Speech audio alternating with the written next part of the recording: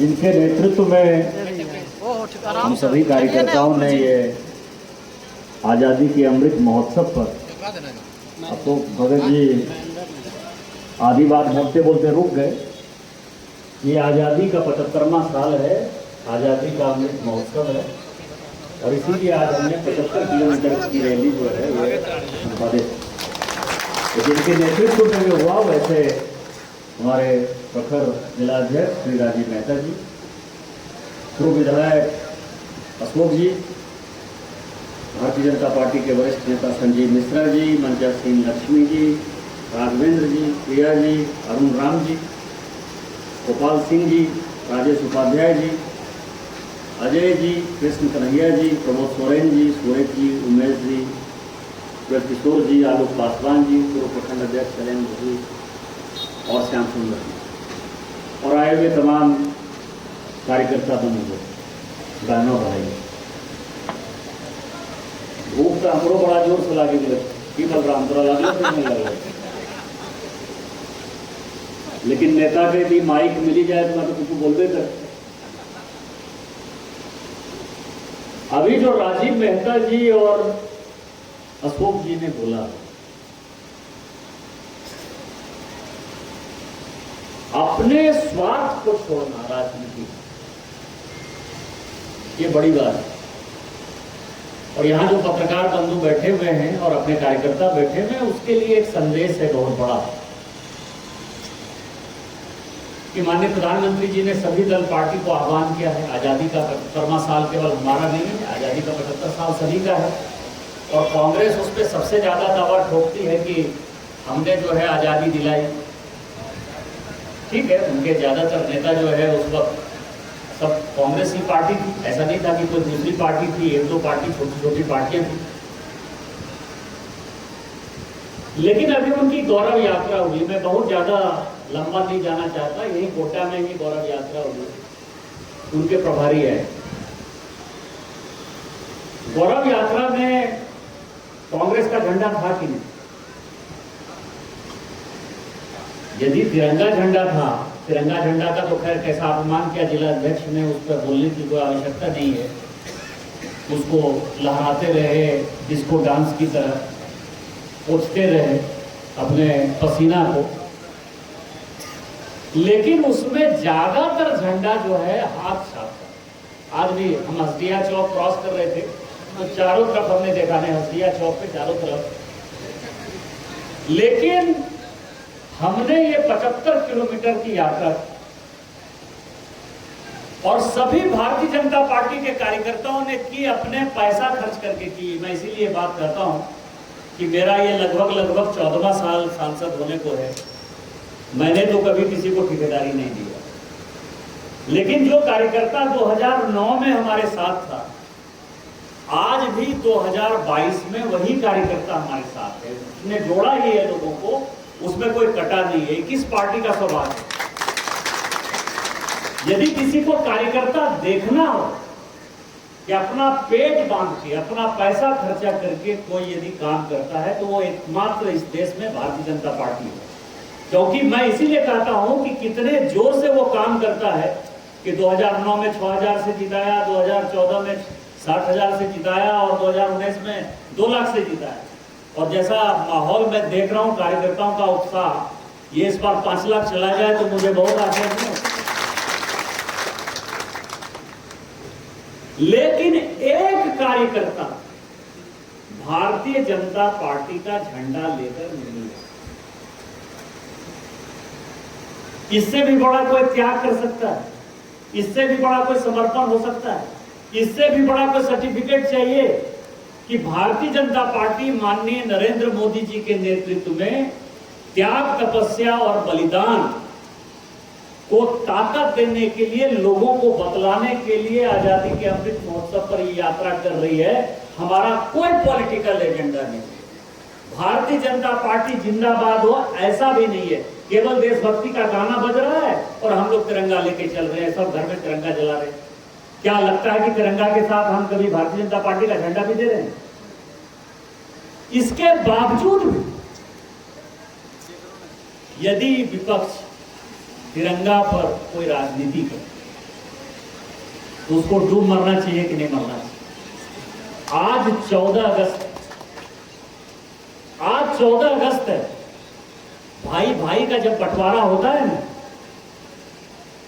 तो गांव में बड़ी समस्या होती है, गांव में बड़ी बात होती है। दो भाई यदि आपस में लड़ जाता है, हम तो गांव के लड़के हैं, बहुत दूर नहीं, यही बगल में ये गांव है।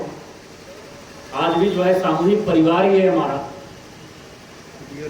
हमने देश का बंटवारा कर दिया, किस चीज के लिए कर दिया?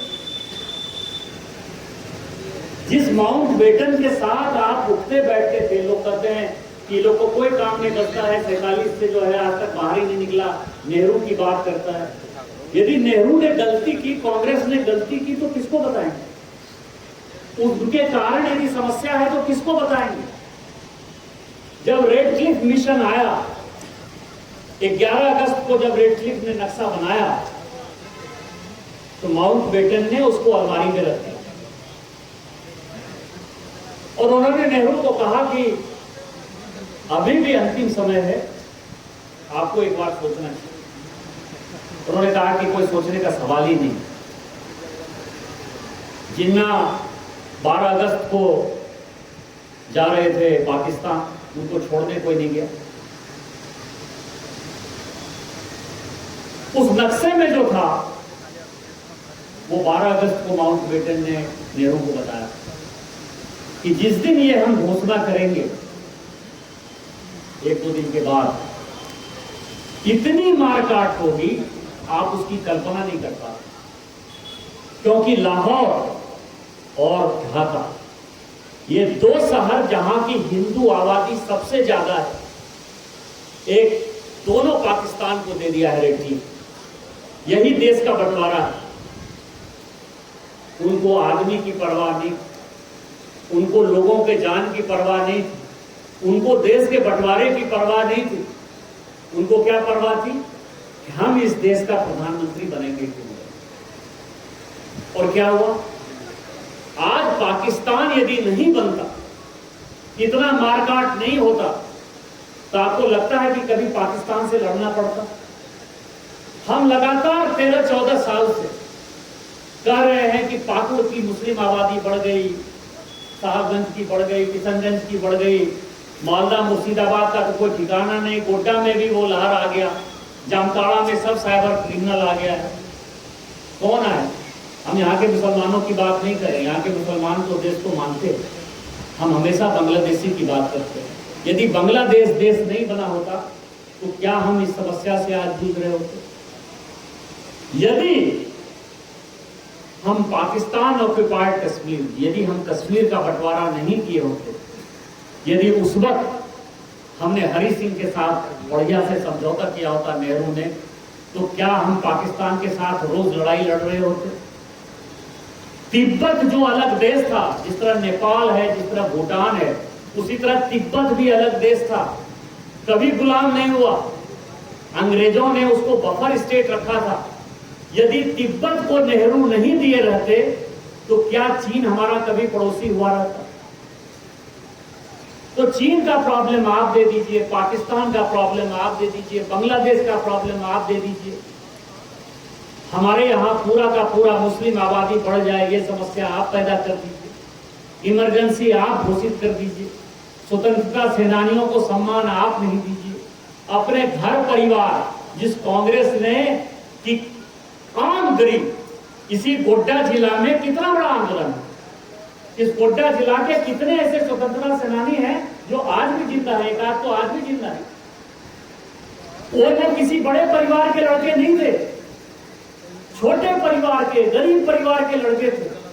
उन्होंने आजादी के आंदोलन में भाग लिया। लेकिन जब आप सरकार बनाते हैं तो नेहरू के बाद इंदिरा, इंदिरा के बाद राजीव, राजीव के बाद राहुल, राहुल के बाद सोनिया, इसी परिवारवाद के लिए आपने आजादी लाई।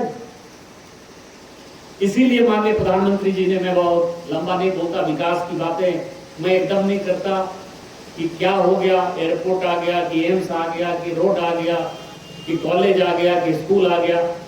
यदि मैं उसको गिनवाना शुरू करूं तो मुझे ही 1-1.5 घंटा लग जाता है। लेकिन मैं इतना कहूंगा कि 8 साल में माननीय प्रधानमंत्री जी के नेतृत्व में जो विकास हुआ है, जो इस इलाके का विकास हुआ, कभी गोड्डा के लोग ये सोच सकते थे कि हम रेल देख सकते हैं? कभी गोड्डा के लोग या संथालपरगना के लोग ये सोच सकते थे कि एक पावर प्लांट आ गया? आज मैक्सिमम लोग फोन करते हैं कि हमारा भैया अडानी में नौकरी दे। अडानी यदि नहीं आता तो कहां से नौकरी आती? अडानी नहीं आता तो 400 मेगावाट बिजली कैसे मिलती? आज यदि कोरोना हो गया, लोग कहते हैं ना कि बिजनेसमैन को गाली दो, हम आपसे ज्यादा बिजनेसमैन को गाली देते हैं। लेकिन यदि बच्चे पढ़ पाए, ज्ञानोदय ऐप जिसके कारण कि लोग घर घर में जो है पढ़ते रहे टीवी के माध्यम से और ऐप के माध्यम से, वो ऐप को बनाने में 15 करोड़ रुपया इसी अडानी ने दिया, जिसके कारण पूरे झारखंड के बच्चे पढ़ रहे। क्या आप कर पाते? किसके कारण विकास हुआ? यदि यहाँ ठाकुरगंज में सैनिक स्कूल खुलना है, मेहरमा में अभी इत्र संस्थान खुलना है, एक टूल रूम के लिए ऑलरेडी 22 करोड़ रुपया सेंक्शन हो गया, यदि ये नेशनल हाईवे हो गया, आपके जीते जी मैंने कहा है कि एक बार कि जिसका मैं शिलान्यास करता हूँ, अनिल बैठा हुआ है, उसका उद्घाटन भी करता हूँ, क्योंकि जनता के ऊपर मुझे भरोसा है और जो मैं बोलता हूँ वही सत्य है। तो ये पिरपैती तक यदि रेल लाइन बनेगी, किसकी देन? कोई दूसरा प्रधानमंत्री नहीं है जो कि ये सब काम करता है।